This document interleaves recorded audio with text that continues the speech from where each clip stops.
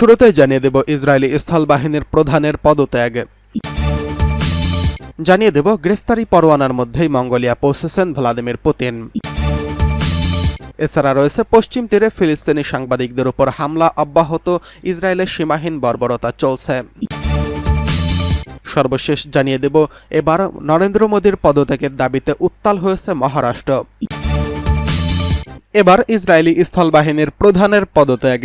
দখলদার ইসরায়েলের প্রধানমন্ত্রী বেঞ্জামিন নেতানিয়াহুর বিরুদ্ধে তেল আবিব ব্যাপক বিক্ষোভ প্রতিবাদের মধ্যেই পদত্যাগের ঘোষণা দিলেন দেশটির স্থল বাহিনীর প্রধান মেজর জেনারেল তামির ইয়াদাই। ইসরায়েলের সামরিক বাহিনীর পক্ষ থেকে এই তথ্য নিশ্চিত করে জানানো হয়েছে, ব্যক্তিগত কারণে তিনি এই সিদ্ধান্ত নিয়েছেন। মেজর জেনারেল তামির ইয়াদাই গত 3 বছর ধরে ইসরায়েলের স্থল বাহিনীর প্রধান হিসেবে দায়িত্ব পালন করেছেন। মঙ্গলবার টাইমস অফ ইসরায়েলের প্রতিবেদনে বলা হয়েছে, ইয়াদাই তার পদত্যাগের সিদ্ধান্ত ইসরায়েলের chief of staff lieutenant general Herzi Haveli এবং প্রতিরক্ষামন্ত্রী ইয়েভ গ্যালান্টের অনুমোদন করেছেন। এতে আরও বলা হয়েছে, আশা করা হচ্ছে আগামী কয়েক সপ্তাহের মধ্যেই একজন উপযুক্ত কর্মকর্তাকেও পাওয়া গেলে ইয়াদাই তার পদ থেকে সরে দাঁড়াবেন। তবে তার পরিবর্তে কে আসবেন তা এখনও স্পষ্ট নয়। ইয়াদাই আপাতত ছুটিতে থাকবেন এবং পরে সামরিক বাহিনীতে অন্যান্য গুরুত্বপূর্ণ পদের জন্য তার প্রার্থিতা জমা দেবেন বলে জানা গেছে। এদিকে ইয়াদাইয়ের পদত্যাগকে ইসরায়েলি সামরিক বাহিনীতে একটি উল্লেখযোগ্য পরিবর্তন হিসেবে দেখা হচ্ছে, কারণ ইয়াদাই তার সময়কালে স্থল বাহিনীকে আধুনিকীকরণ এবং কার্যক্রম পরিচালনায় গুরুত্বপূর্ণ ভূমিকা হিসেবে পালন করছেন। সামরিক বিশ্লেষকরা মনে করছেন, তামির ইয়াদাইয়ের উত্তরসূরি বেছে নেওয়া ইসরায়েলের জন্য একটি বিশেষ গুরুত্বপূর্ণ পদক্ষেপ হবে, যা দেশটির সামরিক বাহিনীর ভবিষ্যৎ কার্যক্রমের উপর গুরুত্বপূর্ণ প্রভাব ফেলবে। এদিকে গ্রেফতারি পরোয়ানা নিয়েই মঙ্গোলিয়ায় পৌঁছেছেন পুতিন। আন্তর্জাতিক অপরাধ আদালত আইসিসির গ্রেফতারি পরোয়ানার মধ্যেই মঙ্গোলিয়ায় গেলেন রুশ প্রেসিডেন্ট ভ্লাদিমির পুতিন। মঙ্গলবার দেশটির রাজধানী উলানবাটারে পৌঁছেছেন তিনি। গত বছরের 17 মার্চ গ্রেফতারি পরোয়ানা জারির পর এই প্রথম আইসিসির কোনো সদস্য দেশে সফরে গেলেন পুতিন।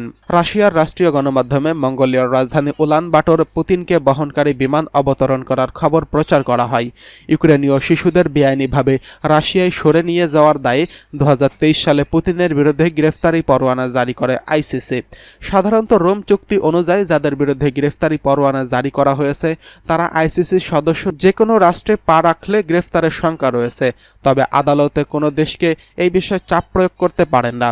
আইসিসির সদস্য হওয়া সত্ত্বেও উলানবাটর পুতিনকে গ্রেফতারের আদেশ পালন না করলেও আদালতের তেমন কিছু করার নেই। এদিকে পুতিনকে গ্রেফতার করতে মঙ্গোলিয়ার প্রতি আহ্বান জানিয়েছে আইসিসি, ইউক্রেনে পশ্চিমা কয়েকটি দেশ ও বিভিন্ন মানবাধিকার সংগঠন। কিন্তু রাজধানী উলানবাটরে পৌঁছলে পুতিনকে উষ্ণ অভ্যর্থনা জানায় মঙ্গোলিয়া। রাজধানী চেঙ্গিস খান স্কোয়ারের 2 দেশের পতাকা উত্তোলন করা হয়েছে বন্ধুত্বের প্রতীক হিসেবে। পুতিনের সফর শুরুর আগের দিন অল্প কিছু মানুষ বিক্ষোভ প্রদর্শন করেছেন। তাদের হাতে থাকা প্লাকার্ডে লেখা ছিল, যুদ্ধ অপরাধী পুতিনকে তাড়িয়ে দাও। সফরকালে পুতিনকে গ্রেফতার করার জন্য মঙ্গোলিয়ার প্রতি আহ্বান জানিয়েছে ইউক্রেনও। তবে মঙ্গোলিয়া কখনোই রাশিয়ার বিরুদ্ধে অবস্থান নেয়নি। রুশ অভিযানের সমালোচনা থেকে বিরত থাকার পাশাপাশি মস্কোর বিরুদ্ধে জাতিসংঘে ভোটদানে বিরত ছিলেন। অ্যামনেস্টি ইন্টারন্যাশনাল মঙ্গোলিয়ার নির্বাহী পরিচালক আন্তালতুয়া বাদরজ বলেছেন, পুতিন একজন অপরাধী। আইসিসির কোনো সদস্য দেশে নিরাপদে সফর করতে পারলে তার আগ্রাসী মনোভাব আরও বৃদ্ধি পাবে।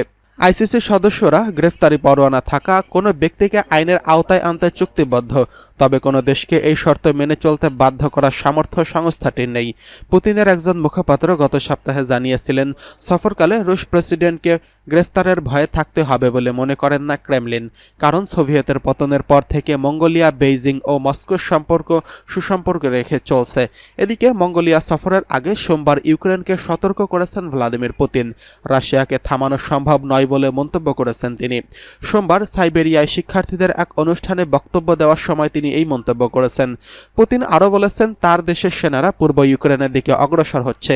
এই ঘটনা প্রমাণ করে রাশিয়ার কুরস্ক অঞ্চলে ইউক্রেনীয় বাহিনীর অনুপ্রবেশ ব্যর্থ হয়েছে। এদিকে পশ্চিম তীরে ফিলিস্তিনি সাংবাদিকদের উপর হামলা অব্যাহত, ইসরায়েলের সীমাহীন বর্বরতা চলছে। অধিকৃত ফিলিস্তিনের পশ্চিম তীরে ইহুদিবাদী ইসরায়েলের বর্বর হামলার মধ্যে স্থানীয় সংবাদ মাধ্যমের সদস্যদের উপর দখলদার বাহিনীর হামলা অব্যাহত রেখেছে। গতকাল নতুন করে চালানো হামলায় অন্তত 2 জন ফিলিস্তিনি সাংবাদিক নিহত হয়েছেন। ফিলিস্তিনের সরকারি বার্তা সংস্থা ওয়াফা নিউজ জানিয়েছে, গতকাল জেনিনের কেন্দ্রস্থলের কাছে সংবাদ সংগ্রহ করতে গেলে একদল সাংবাদিকের উপর ইহুদিরা গুলি চালায়। নাম প্রকাশ না করার শর্তে ফিলিস্তিনি মেডিকেল সূত্র জানিয়েছে 2 সাংবাদিক তাজা বুলেটবিদ্ধ হয়ে মারাত্মক আহত হয়েছেন। জেনিন শহর এবং সেখানকার শরণার্থী শিবিরের বিরুদ্ধে চলমান আগ্রাসনের বিষয়ে রিপোর্ট করার সময় একদল সাংবাদিকদের উপর দিয়ে ইসরায়েলি সেনারা সামরিক অভিযান চালানোর চেষ্টা করেন। এছাড়া ইসরায়েলি সেনারা রামাল্লা শহরের ওয়াফা নিউজ এজেন্সির ফটোগ্রাফার মোহাম্মদ আবু জাইদকে লাঞ্ছিত করে এবং তার ক্যামেরার মেমোরি কেড়ে নেয়। আবু জাইদ জানায়, ইসরায়েলি সেনারা তাকে আক্রমণ করে, তাকে রাইফেলের বাট দিয়ে আঘাত করে, আধা ঘন্টারও বেশি সময় তাকে আটকে রাখে এবং তার ক্যামেরার মেমোরি কার্ড জব্দ করে। এর আগে গত অক্টোবর থেকে অবরুদ্ধ গাজা উপত্যকায় ইসরায়েলি বর্বর সেনারা আগ্রাসন শুরু করার পর থেকে বহু সাংবাদিক হতাহত হয়েছেন। এর মধ্যে আল জাজিরা টেলিভিশন চ্যানেলের কয়েকজন সাংবাদিকও রয়েছেন। এদিকে মোদির পদত্যাগের দাবিতে উত্তাল মহারাষ্ট্র। সামনেই মহারাষ্ট্রের নির্বাচন। তার আগে মাত্র কয়েক মাস আগে সিন্ধুদুর্গে নবনির্মিত শিবাজি মূর্তির ভেঙে দেওয়ার ঘটনায় ফুঁসছে রাজ্যের বিরোধী জোট। যদিও এই ঘটনায় ক্ষমা চেয়েছে খোদ প্রধানমন্ত্রী নরেন্দ্র মোদী, কিন্তু তাতেও কমেনি অশান্তির আঁচ। রাজ্য জুড়ে চলছে প্রতিবাদ, উঠছে মোদী সরকারের পদত্যাগের দাবি। ছত্রপতি শিবাজি মূর্তি ভেঙে পড়ার প্রতিবাদে মোদীকে হুঙ্কার ছুড়লেন উদ্ধব ঠাকরে। সিন্ধুদুর্গে শিবাজি মূর্তির পতনকে মোদী সরকারের পতন হিসেবে দেখছে বিরোধীরা। শিবাজি মূর্তি ভেঙে পড়ার প্রতিবাদে বিরোধী দলগুলোর গেটওয়ে অফ ইন্ডিয়াকে মিছিল করার সময় প্রাক্তন মুখ্যমন্ত্রী এবং শিবসেনা নেতা উদ্ধব ঠাকরে সরকারকে মনে করিয়ে দিয়েছিলেন যে মহারাষ্ট্রের জনগণ তাদের কখনোই ক্ষমা করবে না। উদ্ধব ঠাকরে বলেছেন, আমরা এখানে জড়ো হয়েছি এই দুর্নীতিগ্রস্ত সরকারকে ভারত সরকার থেকে উৎখাত করার জন্য।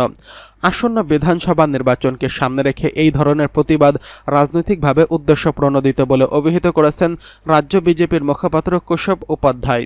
মাত্র 8 মাস আগে প্রধানমন্ত্রী নরেন্দ্র মোদী যে মূর্তিটি উন্মোচন করেছিলেন সেই মূর্তিকে কেন্দ্র করে শুরু হয়েছে মহারাষ্ট্রের রাজনৈতিক কোন্দল। শুক্রবার প্রধানমন্ত্রী নরেন্দ্র মোদী নিজে শিবাজি মূর্তি ভেঙে পড়ার ঘটনায় ক্ষমা চাওয়ার পরে কংগ্রেস বলছে, প্রধানমন্ত্রী যেহেতু ভুল স্বীকার করেছেন তাই মহারাষ্ট্র সরকারের পদত্যাগ করার সময় এসেছে। মহারাষ্ট্রের সিন্ধুদুর্গে ছত্রপতি শিবাজি মহারাষ্ট্রের মহারাজার মূর্তি পতনের ঘটনায় রাজনৈতিক উত্তাপ তুঙ্গে উঠেছে। বিরোধীরা ক্রমাগত মোদী ও বিজেপিকে কোণঠাসা করছেন। এই প্রেক্ষাপটে শিবসেনা সাংসদ সঞ্জয় রাউত মুম্বাইয়ের মিডিয়ার সাথে কথা বলার সময় মোদী সরকারকে নিশানা করেছেন। তিনি দাবি করেন, মহারাষ্ট্রের মুখ্যমন্ত্রী দেবেন্দ্র ফড়নবিস সবকিছুর মাস্টার মাইন্ড। গোটা দেশ এবং প্রধানমন্ত্রী নরেন্দ্র মোদী এটা জানেন, তাই তাকে ক্ষমা চাইতে হয়েছে। কিন্তু প্রশ্ন হলো, শুধু ক্ষমা চাওয়ার মাধ্যমেই কি বিষয়টি সমাধান হবে? এই প্রশ্ন তুলেছেন তিনি। সঞ্জয় রাউত আরও বলেন, মাত্র 7 মাসের মধ্যে ছত্রপতি শিবাজি মহারাজের মূর্তি ভেঙে পড়ল, তাই আমাদের কি চুপ থাকা উচিত? আমরা আজ শিবাজি মহারাজের সম্মানে প্রতিবাদ করতে যাচ্ছি। রাউত বলেন, দেবেন্দ্র ফড়নবিস মহারাষ্ট্রের খলনায়ক। ছত্রপতি শিবাজি মহারাজের মূর্তি ভেঙে পড়ার ঘটনায় এমভি এর প্রতিবাদে প্রতিক্রিয়ায় মহারাষ্ট্রের উপমুখ্যমন্ত্রী দেবেন্দ্র ফড়নবিস বলেছেন যে আজ যে আন্দোলন হচ্ছে তা সম্পূর্ণ রাজনৈতিক আন্দোলন এবং তারা কখনো ছত্রপতি শিবাজি মহারাজকে সম্মান করেননি।